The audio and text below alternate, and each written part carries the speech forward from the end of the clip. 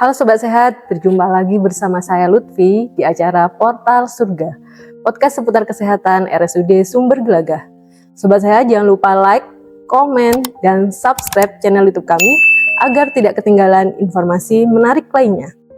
Sobat Sehat juga bisa request materi di kolom komentar. Sobat Sehat, pada kesempatan kali ini saya ditemani oleh narasumber ahli kita. Siapa lagi kalau bukan Dr. Imade Mahandika, spesialis bedah umum. Selamat pagi dokter. Pagi. Bagaimana kabarnya dok? Oh baik. Baik dokter, pada kesempatan kali ini kita akan membahas topik tentang tumor payudara. Tumor itu kan ada dua ya dok, tumor jinak dan tumor ganas. Perbedaannya apa ya dok? Kalau dilihat dari perbedaan tumor jinak dan tumor ganas itu bisa dari pemeriksaan.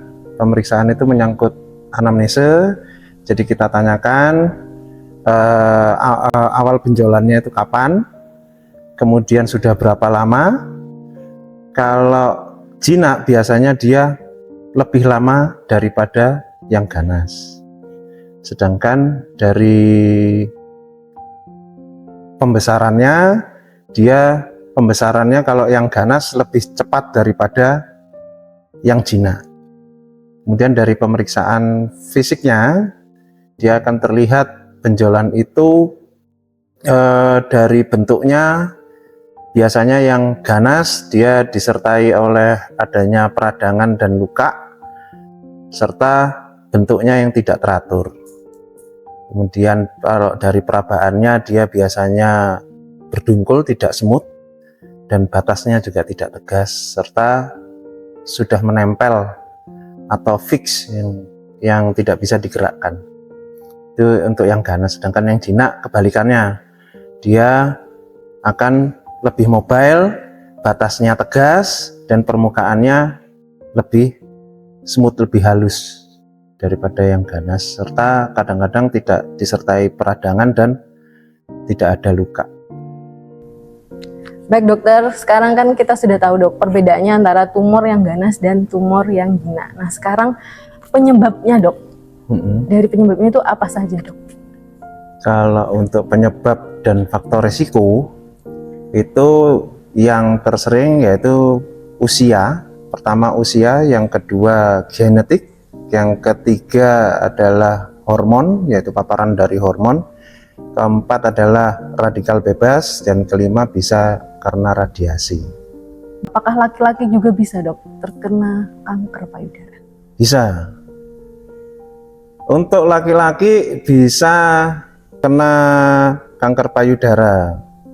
Kenapa? Karena struktur payudara itu antara laki dan perempuan sebenarnya sama, yaitu dikatakan payudara bila ada puting susu dan ada areola, yaitu bercak hitam di samping puting, kemudian ada kulit. Nah, baru di dalamnya didapatkan adanya lapisan lemak. Lemak ini yang berfungsi sebagai volume, bantalan, dan pembentuk dari payudaranya itu. Kemudian juga ada jaringan ikat fibrus yang sebagai penyangga, serta di dalamnya ada pembuluh darah dan jaringan limfe serta kelenjar yang lain seperti lobus, lobulus, dan ductus. Jadi kenapa laki-laki itu juga bisa terkena? Karena strukturnya sama, cuma perbedaannya dengan wanita. Untuk yang laki-laki lobulusnya itu tidak berkembang seperti pada wanita, sedangkan yang lain-lainnya hampir mirip dengan wanita secara struktur. Kenapa laki-laki bisa terkena? Karena ada hormon yang juga dimiliki oleh laki-laki, yaitu hormon estrogen. Sedangkan estrogen ini akan menstimulasi ductus, sedangkan lobulus itu akan distimulasi oleh progesteron yang tidak dimiliki oleh laki-laki. Untuk angka kejadian tumor payudara pada laki-laki itu secara global sekitar 0,5 sampai 1%. dari seluruh dunia, sedangkan di Indonesia itu kurang dari 1%. Jadi dengan kata lain, dari 100 atau 1000 pria yang ada di Indonesia, hanya 1 yang terkena. Nah dok, dari segi ukuran nih dok, apakah ukuran yang besar lebih beresiko atau ukuran yang lebih kecil lebih beresiko seperti itu dok? Nah, ini yang perlu kita luruskan. Untuk ukuran itu kan ukuran ada yang besar, ada yang sedang, ada yang kecil. Untuk ukuran besar, sedang, kecilnya itu dipengaruhi oleh volume. Volume tadi yang mengisi adalah lemak. Sedangkan di dalam lemak itu lebih sedikit epitelnya. Nah, untuk dibilang oh payudara besar pasti terkena kanker payudara, sedangkan payudara kecil jarang terkena kanker payudara, itu sepenuhnya tidak benar. Untuk terjadinya suatu kanker payudara itu biasanya terjadi mutasi atau perubahan dari sel. Yang tersering itu karena terjadinya di epitel. Epitel ini tempatnya reseptor dari hormon. Jadi yang banyak epitel dari jaringan payudara itu terbanyak adalah di daerah ductus dan lobulus. Nah, untuk lemaknya itu dia lebih sedikit epitel daripada ductus dan lobulus. Jadi menurut beberapa penelitian itu tidak benar secara ukuran. Cuman untuk yang ukuran payudara besar itu lebih sering terlambat untuk screening karena dia akan tertutup oleh lemak. Nah, tertutup oleh lemak daripada yang payudaranya kecil. Untuk payudara kecil dia akan lebih terasa adanya benjolan. Nah, perubahan dari proliferasi dari selnya ini itu seringnya terjadi pada epitel tersebut. Nah, epitel-epitel ini distimulasi oleh hormon, yaitu hormon estrogen dan hormon progesteron. Penggunaan pil KB, suntik KB, dan implan itu kan merupakan alat kontrasepsi yang hormonal ya dok. Apakah itu juga berpengaruh dokter? KB yang menggunakan hormon itu isinya ada yang berisi campuran estrogen dan progesteron, serta ada progesteron saja. Dari penggunaan KB ini itu menyangkut faktor resiko dari paparan hormon. Jadi orang yang menggunakan KB hormonal itu akan lebih sering terpapar hormonnya, terutama kalau KB itu paling sering progesteron, dia akan lebih terpapar sehingga akan menstimulus dari lobulusnya, sehingga lobulus ini akan terjadi perubahan mutasi, terjadi pembelahan sel, hingga si lobulus itu akan matur. Jadi kalau itu terjadi terus-menerus dan terakumulasi, bisa menjadi faktor resiko dari kanker payudara tersebut. Dokter, kenapa saya kok terkena kanker payudara padahal nenek saya, ibu saya, dan keluarga saya sebelumnya tuh tidak pernah terkena kanker payudara? Apakah karena anak saya hanya satu atau karena nenek saya, ibu saya itu memiliki anak yang banyak? Apakah itu mitos atau fakta dok? Ini pertanyaan yang sangat-sangat tajam. Jadi untuk terjadinya kanker payudara, salah satu faktor risikonya juga dari faktor genetik. Dan untuk yang memiliki anak ini,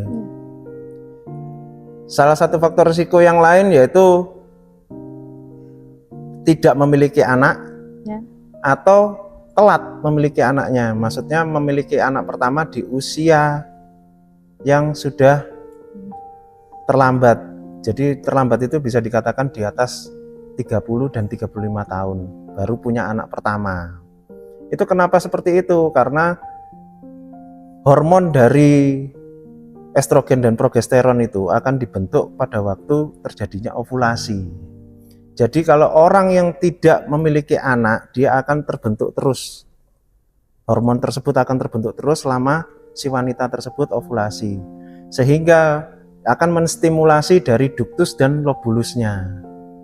Nah, ketika distimulasi terus terjadi pembelahan sel. Pembelahan sel ini, pembelahan sel ini sebenarnya normal, tapi kalau itu terjadi terus-menerus ada kemungkinan terjadi kesalahan dari replikasi dari DNA-nya tersebut.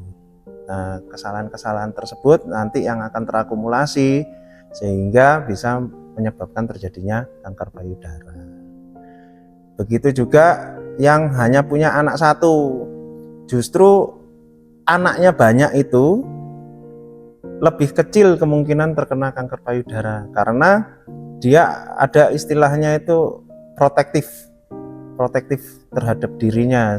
Kalau anaknya banyak kan lebih sering dia tidak mengalami ovulasi sehingga terbentuk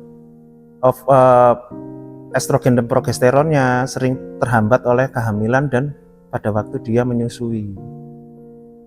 Begitu. Jadi stimulasi dan perubahan pembelahan selnya lebih jarang terjadi pada wanita yang lebih banyak anak. Sedangkan yang memiliki anak hanya satu, itu kan setelah dia melahirkan, dia akan ovulasi lagi, maksudnya menstruasi lagi. Nah, itu yang akan menstimulasi ductus dan lobulusnya. Nah dok, selanjutnya nih dok, bagaimana kita tahu dok, apakah itu tumor ganas atau tumor jinak, seperti apa dok? Jadi seperti yang tadi saya jelaskan, kita dokter bedah ini memiliki patokan. Jadi istilahnya itu namanya triple diagnostik untuk menentukan bahwa dia ini jinak atau ganas. Jadi triple diagnostik itu ada secara pemeriksaan, baik pemeriksaan anamnesa, pemeriksaan fisik, kemudian ada secara imaging. Imaging itu maksudnya dengan mamografi, kalau tidak ada bisa juga dengan USG payudara, terutama untuk yang masih muda. Sedangkan untuk yang usia-usia lanjut biasanya menggunakan mamografi. Kemudian selain itu perlu histokimia, histopatologi. Histopatologi itu contohnya seperti fine needle aspirasi atau FNAB.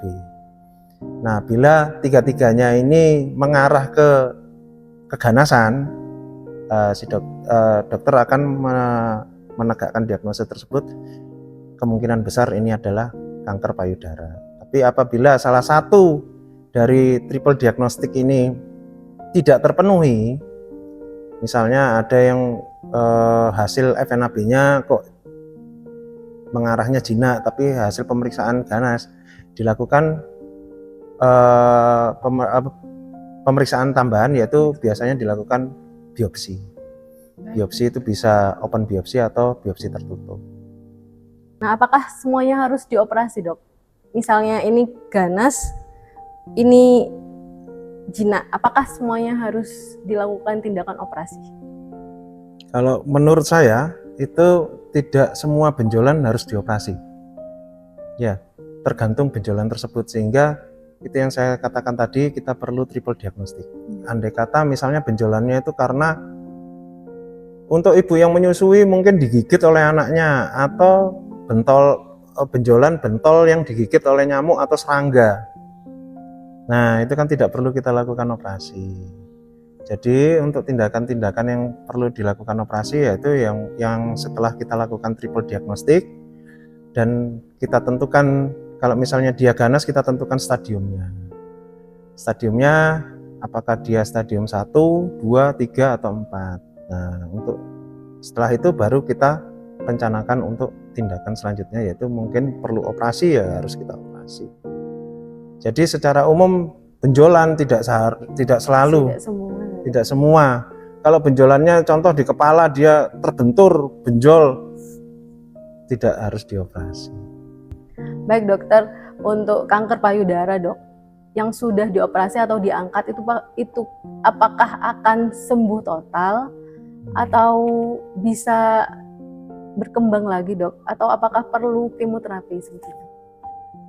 Jadi untuk tata laksana dari kanker payudara itu saat ini adalah tindakannya operasi dan kemoterapi. Tetapi operasi dan kemoterapi itu bukan untuk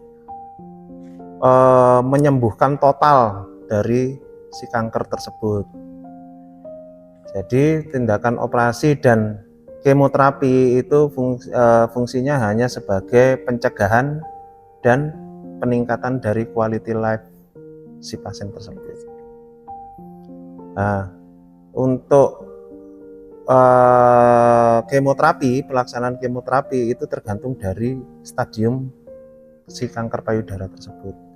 Bila stadium 1 biasanya tidak perlu menggunakan kemoterapi, hanya operasi, dan kalau memang perlu menggunakan hormonal bisa menggunakan hormonal. Untuk stadium 2 kadang digunakan kemoterapi, kadang tidak. Itu tergantung dari hasil operasi untuk penyakitnya. Untuk stadium 3 dan 4 itu hampir selalu menggunakan kemoterapi. Bahkan ada untuk yang stadium 3 ada yang namanya kemoterapi neoadjuvan yang diberikan sebelum ada tindakan operasi. Jadi untuk tumor-tumor yang gede dia di kemoterapi terlebih dahulu. Untuk downsizing, maksudnya downsizing adalah dikecilkan ukurannya oleh obat kemoterapi sehingga dia bisa menjadi indikasi untuk dilakukan pengangkatan kanker payudara.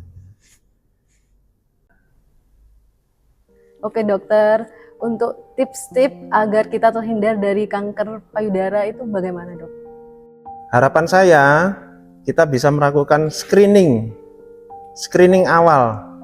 Jadi screening awal itu bisa menjadi suatu pencegahan untuk menjadi lebih parah dan bisa untuk meningkatkan quality of life dari pasien tersebut. Screening itu bisa dilakukan sendiri di rumah atau bersama pasangannya. Jadi kalau memang belum punya pasangan itu bisa dilakukan di rumah, namanya sadari. Ya, pemeriksaan payudara sendiri. Bagaimana caranya?